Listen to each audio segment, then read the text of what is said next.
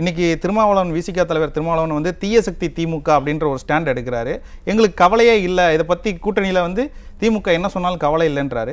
மக்கள் இது வந்து எப்படி பார்ப்பாங்க? ஏன்னா அவங்களுக்கு இவ்வளோ நாளாக வந்து இவங்க என்னதான் பண்ணாலும் திமுக விட்டு வெளியே வர மாட்டாங்க அப்படின்ற ஒரு கோட்பாடு தான் போய்கிட்டு இருந்தது. ஆனால் இன்னைக்கு அப்படியே ஆப்போசிட்டாக வந்து பேசுகிறாங்க. அப்படிங்கும்போது மக்கள் இதை நம்ப தயாராக இருப்பாங்களான்ற ஒரு கேள்வி இருக்கு. இல்லை, இது மக்கள் நம்புறாங்க. ஏன்னா இன்னைக்கு திமுக கூட்டணி கட்சிகளுக்கு ஆப்ஷன் இருக்கு அப்படின்னு கூட்டணியில் இருக்க கட்சிகள் நினைக்கிறாங்க.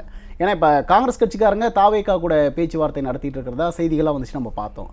அதிமுக பொதுச் செயலாளர் என்ன சொல்றாரு, எங்களோட கூட்டணியில் வேற ஒரு பெரிய கட்சி இணைய போகுது, எங்களோட கூட்டணி வந்து வலுப்பெறும் அப்படின்லாம் பேசிட்டு இருக்காங்கல்ல. இதனால திமுகவில் இருக்க கூட்டணி கட்சிகளுக்கு வந்து திமுகலனா என்ன, எங்களுக்கு வேற ஒரு ஆப்ஷன் இருக்கு அப்படிங்கிற இடத்துக்கு வந்து கூட்டணி கட்சிகள் நகர்ந்துட்டாங்க. இன்னைக்கு இந்த ஐவர் குழு வந்து முதலமைச்சர் ஸ்டாலின் அவர்களை சந்திச்சாங்க, நமக்கு தெரியும். ஆனா பிரவீன் சக்கரவர்த்தி இருக்கார்ல, ராகுலுக்கு மிக நெருக்கமானவர், காங்கிரஸை சேர்ந்த பிரவீன் சக்கரவர்த்தி அந்த பக்கம் தாவேகா தலைவரோட பேச்சுவார்த்தை நடத்திட்டு இருக்காரு. இந்த இரட்டை நிலைப்பாட்டை நம்ம எப்படி புரிஞ்சுக்கணும்? இப்போ காங்கிரஸ்லேயே வந்து ஒரு 2 பிரிவாக இருக்காங்க. என்னன்னா பாதி பேர் சிலர் தான் வந்து, அதாவது திமுகவால் ஆதாயம் அடையக்கூடிய சிலர் தான் என்ன பண்ணுறாங்க, திமுக கூட்டணியிலே தொடரணும். இப்போ செல்வ பெருந்தகை என்ன சொல்கிறாரு, நாங்கள் திமுக கூட்டணியில் தான் தொடர போகிறோம் அப்படின்னு சொல்கிறாரு. ஆனால் பெரும்பாலான காங்கிரஸ் தலைவர்களுக்கு வந்து திமுக கூட்டணியில் தொடர்றதுல வந்து விருப்பமே இல்லை. பல தலைவர்கள் வந்து அதான் ஒன்று, நமக்கு ஒவ்வொரு தேர்தலையும் சீட்டு கம்மியாயிட்டே வருது. இன்னொன்று, காங்கிரஸ் கட்சி கூட்டணியில் இருக்க அதே காரணத்துக்காகவே திமுக வந்து காங்கிரஸை ஒரு பொருட்டாவே மதிக்கிறது கிடையாது.